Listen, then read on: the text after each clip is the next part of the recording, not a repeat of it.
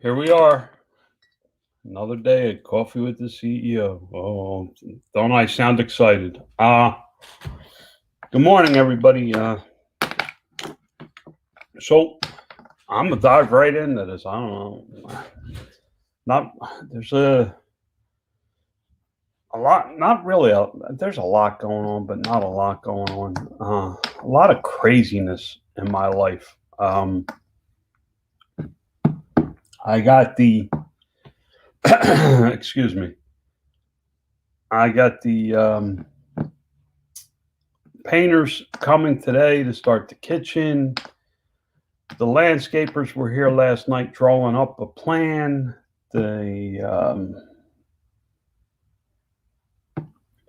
The contractor's coming tomorrow for the patio um, covering, and in this Arizona heat, you need that kind of stuff. So there's a ton going on, and then on top of all that,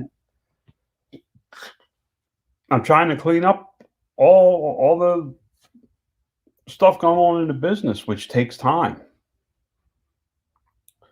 So I titled the show Outsourcing Your Problems. And that's what I'm doing. That's what I'm really focusing on is outsourcing them off of my desk. They got to be gone. Um, the inventory, I hammer my brother all the time. I don't want to hear about it.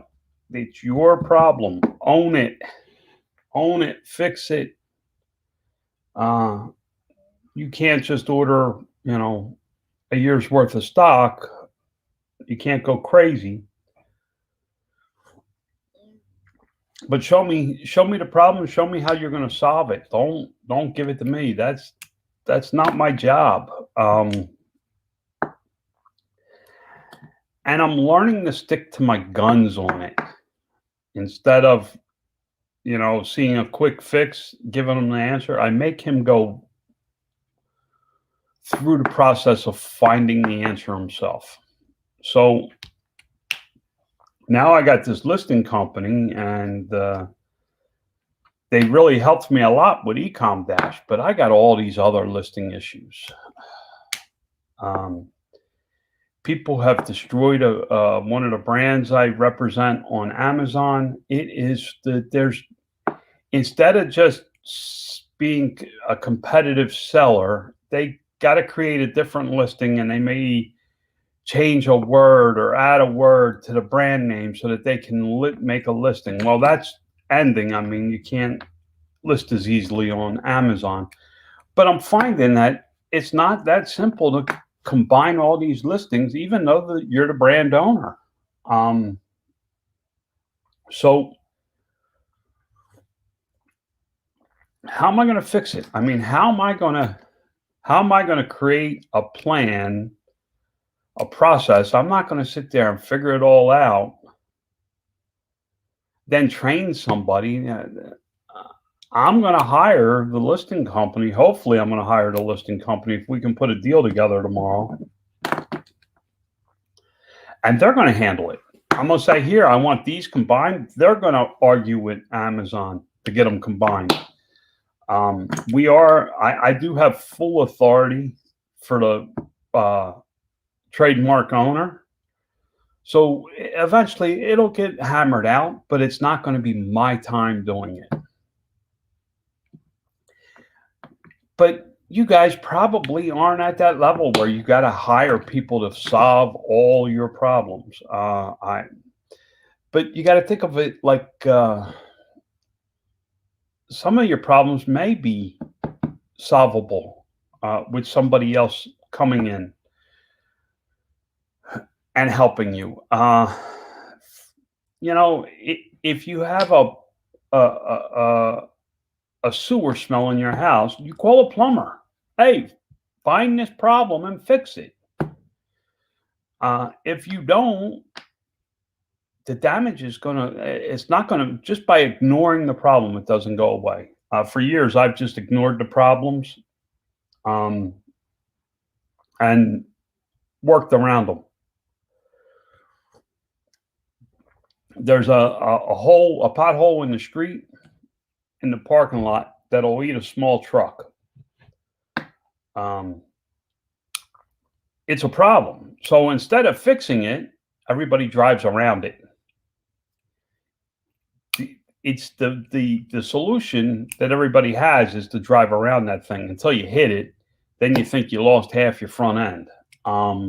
If you forget about it and hit it, you feel like you lost half your front end.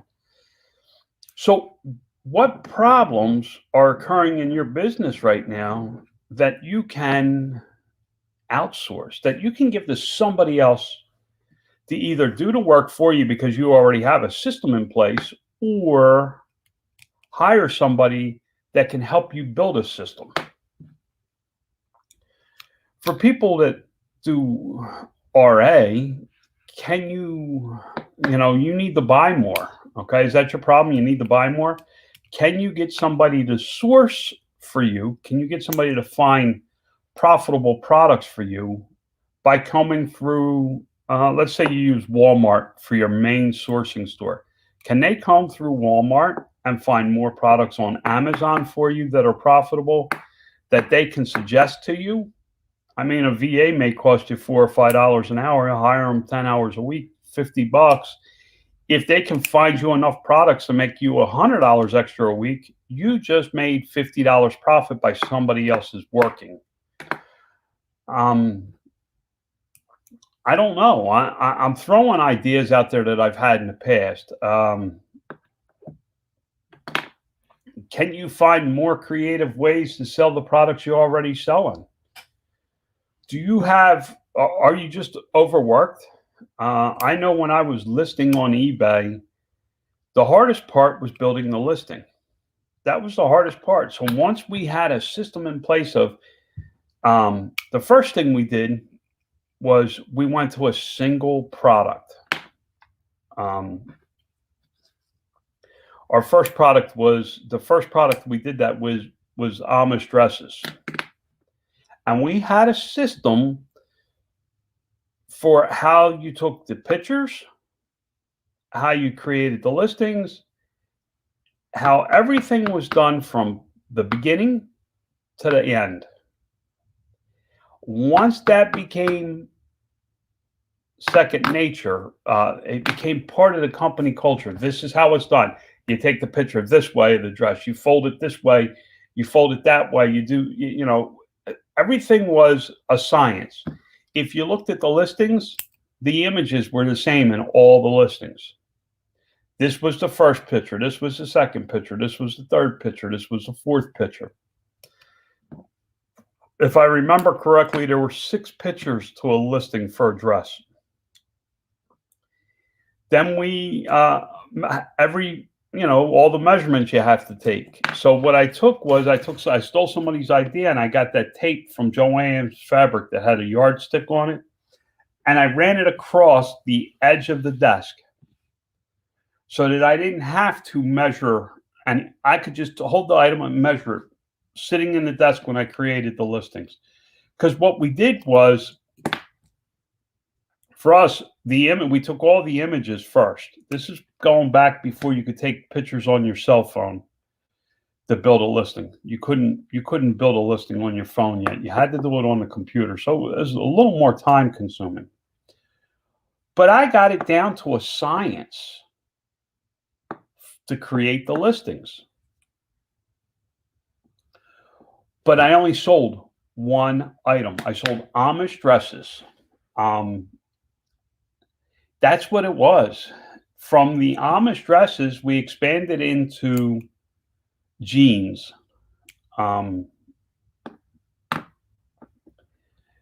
We found a place where on Sundays we could buy jeans for 50 cents a pair. And everything with the jeans was a system, including the pricing. We sold our jeans for $9.95 a pair, plus $6.95 shipping and handling, which was back then $1 more than what it cost us for a padded flat rate envelope. The $1 extra paid the eBay fee. I don't know. I still don't understand why eBay charges us a fee on the shipping cost. Um, we pay a fee on the shipping cost on eBay. Makes no sense to me. Um, you're double charging the customer for shipping.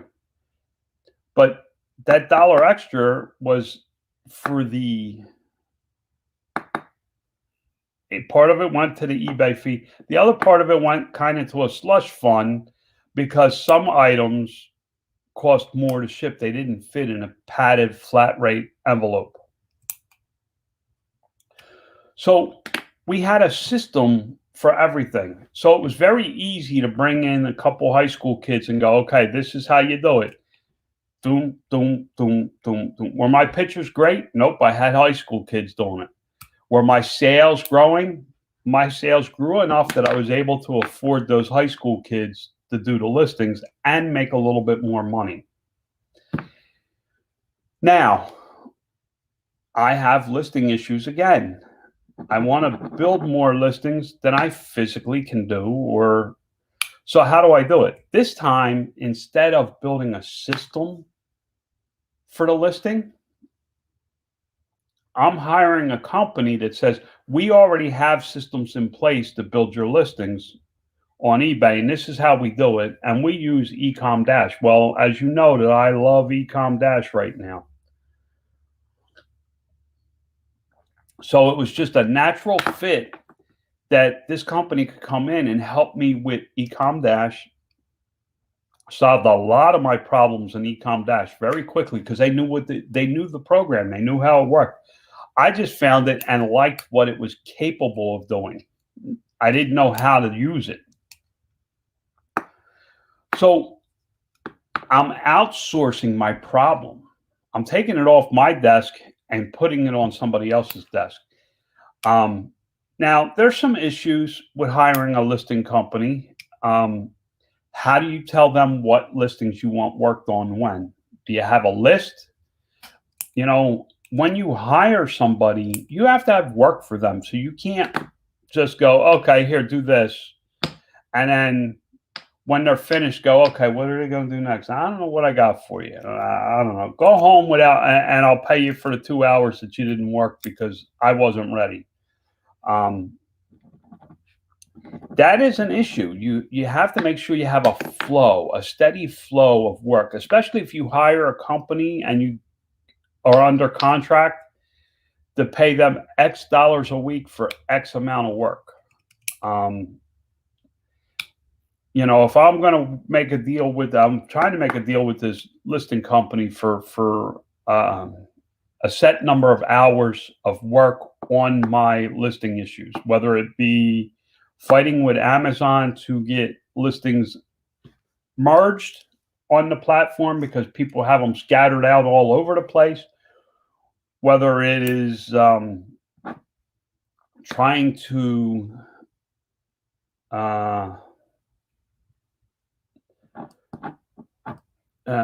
whether it's creating listings on eBay, whether it's updating listings on Amazon. I have listings on Amazon that are a few years old that have one image. They really need a couple of more images. So maybe they need to do some lifestyle images, get a little graphic artist work going, lifestyle image, measurement, or infographic, or that kind of thing. You have to have a list of work enough. You have to have enough work to hire somebody. I know that when you're one person, it's very tough.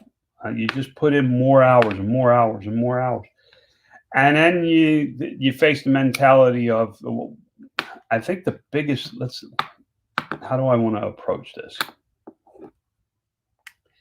The biggest problem with growing, when you hit that first plateau, the first plateau you hit is how much you as a person can do. That's the first plateau. So now to grow from that point, you have to hire your first person. What is that first person going to do for you?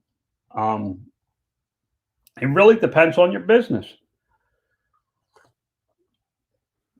It depends on your business. It depends on your business model. If you buy and sell from goodwill, you're not going to hire somebody to source for you. So I can't say the first person you should hire is a shopper because it doesn't work. But if you're the only one working in your business and you shop at Walmart and you have you see, I did everything. I made everything the same. If I went out shopping at Walmart, I hit the same stores all the time. A pattern. I made everything a pattern. It was very easier. It was much easier for me to repeat a pattern. So let's say you do RA and you hit 5 or 6 Walmarts a day. Okay. And you have a little path that you go on. Maybe the first thing you need to do is hire a shopper and give them a shopping list. Go to this Walmart, buy these. Go to this Walmart, buy this. Go to this Walmart, buy this. Go to this Walmart, buy this. Don't buy more than a total of X number of all of the, whatever it is. Set your parameters for somebody to go shopping for you. Hand them your credit card and send them on their way. What that does is, let's say you do that one day a week. That frees you up that one day. So what do? Maybe you go into Walmart close to you and you scan and you find 5 additional items to go on that shopping list. Now you're sending out the same guy to do your shopping with 5 extra items that will pay for his time. Okay? And that's what you do on that one day. You look for growth. It gives you a chance to free yourself from the business to find growth. It's not easy to do, guys, because you're a perfectionist. We all shoot for perfect. I know for me, the first person I hired was Jose, not Hoseby, Jose. He would, the only thing he was allowed to do was to count out an item, 1, 2, 3, 4, 5, and he'd make a little pile, 1, 2, 3, 4, 5. That's what he was allowed to do, and he was allowed to put it in a bag. He was not allowed to put an Amazon sticker on it because the Amazon sticker had to go perfect in one spot on that bag. That it had to go a certain way, and I didn't trust him to do that. So eventually, I would tell him, okay, do this item. Here's the stickers for it. And I had a picture on the wall of where the sticker went on the package. This is going back a lot of years, guys. I felt that if you didn't have the sticker in the exact same place every time, Amazon would say the products aren't the same. I mean, that's how afraid of Amazon I was, and how perfect everything had to be going to Amazon when I started. So he would follow the picture on the wall with what he did, and he would take that product and stack it. Now, this product was touched by many hands from start to finish. Eventually, we streamlined the process, and it got a lot better. But in the beginning, he would stack the product, and then I would count the product and put it in the box, spot check them once in a while to make sure that the products were right. I would count it, put it in a box, tape the box, put the label on it, and do all that. As time went on, Jose only worked part-time for me at night in the beginning. One day he lost his job and he needed full-time work. And he said he couldn't help me anymore because he had to find work, and he thought he was going to have to work nights. I said, what if you come to work for me full-time? And I hired him full-time, and we made a system. And it hurt. It hurt me financially to hire him full-time, but I didn't want to lose him either. I mean, I had finally got him to a point where he could really help me increase my sales. So I felt if I hired him full time, he'd be able to help me increase my sales full time. But I had to work into it.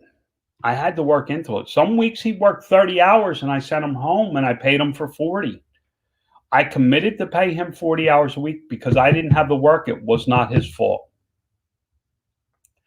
So eventually I taught him how to shop for the product. I taught him how to put it together in a package, put a label on it, put it in the box. And then he would write on the box what was in the box, how many were in the box, and then I would ship it in Amazon. He never learned how to do a shipping plan, to ship it in. My next employee was much better skilled at computers. Jose had very little computer skills. I was able to teach somebody to ship those packages in so that I didn't even have to be there. They could shop, they could buy it, they could fill it, they could box it, and then it could get shipped out. It wasn't overnight. It's something you have to work towards. Maybe what you need is a high school kid that stops at your house after school and works for 2 hours. A neighbor's kid.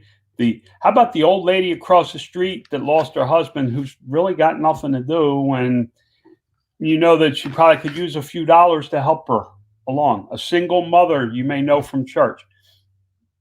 A couple of hours a week under the table.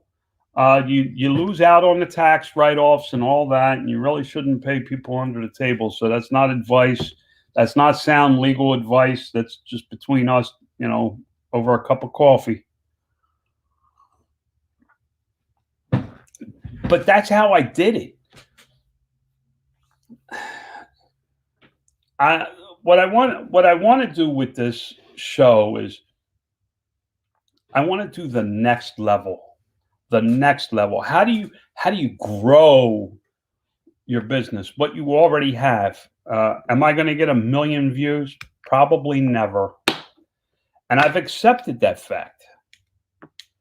But there are people out there looking for this kind of information, that next level. How do you start outsourcing? How did you hire the first person? How do you do this stuff? That's how I did it, honestly. Jose was my neighbor. I knew that they were struggling. He was from Puerto Rico. He didn't speak very much English. His wife drove a school bus part-time. They had 2 children, but they were very family-oriented, and Jose worked hard. I let him wash my cars in the beginning. He asked if he could wash my Infinities, and I said, sure. I let him detail my Infinities. He used clay on them. They were beautiful when he was done. That's how I got started. That's how I started outsourcing the problems that I have. So now the only difference now is my problem's a little bigger. But I can draw on the experience that I have from before for outsourcing. You don't have to go to the Philippines for VA. You don't get a high school kid to help you out with listings. Do you have a system? Listen, you have to build a system for yourself. Is your inventory organized? Or do you waste a lot of time? You got to be streamlined before you can hire somebody, because if you're not streamlined, you can't teach somebody to do something. Well, I do it this way this time and this way that time. If you spend a lot of time doing research on items you bought for pricing and all that, maybe that's what you need help with. Is somebody to do research of what you should sell what a product is, or maybe you're doing too many products. Maybe you need to streamline what you sell. If you do retail arbitrage to Amazon, maybe you need to streamline what products you sell. You instead of looking at clearance all the time where you know that it's going to be a tough sell, maybe you need to look at dietary products in Walmart. Now, listen, there's restrictions. There's a lot of restrictions on Amazon now. I'm not even going to talk about restrictions. I'm talking about what do you currently sell? How do you make it better? If you only scan and sell and you don't do replenishables, meaning you buy the same thing over and over again, maybe you need to start looking for items that you can sell over and over again. And listen, I showed groceries, I showed pudding. For people that sell on eBay, that's not a very big profit item. But there's a lot of items in groceries that make 100%. There's items in groceries that you can clear the shelf of every store you can find, and you still wouldn't have enough inventory to meet the demand on Amazon. How do I know that? I have one right now that no matter what I do, how much I buy, I cannot keep it in stock. It's my number one selling product by volume. Not by profit, but by volume. It's almost a full-time job for one person. And they still couldn't keep up. And it makes enough to pay that person's labor cost. There's products all through Amazon's catalog that are retail arbitraged items that you can't keep in stock. I know it. I know there's one at Walmart. I know there's one at Dollar General. Not Dollar General, sorry. Dollar General, the yellow sign. They're out there. How come I don't put up the scanned products and the bolos again? Because it's just not what I do. But can you find one product that you could keep somebody busy 10 hours a week, going to the store, buying that product up, packaging it, sending it in so that they make a fair wage, and you make a little bit of profit as well? Listen, labor cost profit. Labor cost you profit. You will never make as much per item as soon as you hire people. You make more per item when you do it all yourself.